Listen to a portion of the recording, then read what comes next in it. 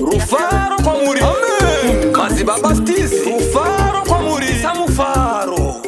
Mazibaba ve mafaro Kuzinza kwangu kungonongezana Shakutoda wakasimba hana Kuita uroi wekutambizana Ura wangu ndakuchira vana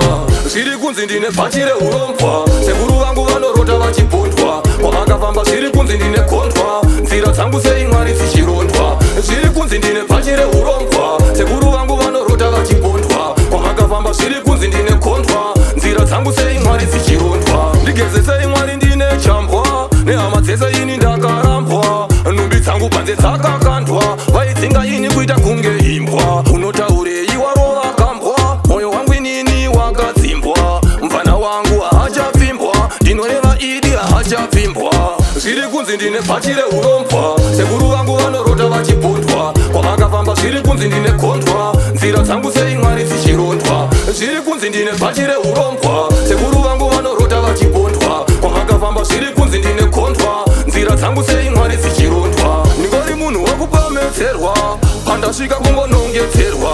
Ndiri munhu wekunenetserwa Asi chandoziva kukura kurerwa Ndakazomuka ini ndakakerwa Upenyu hwese ndakamomoterwa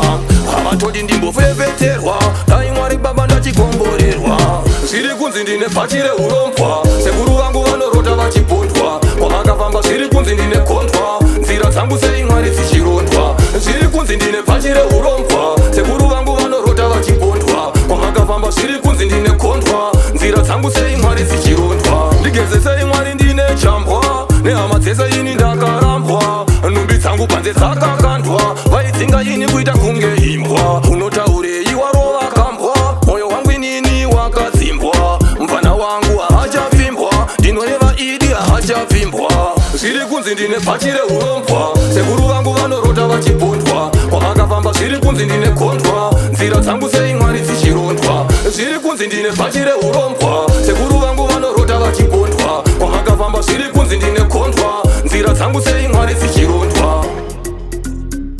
Justice.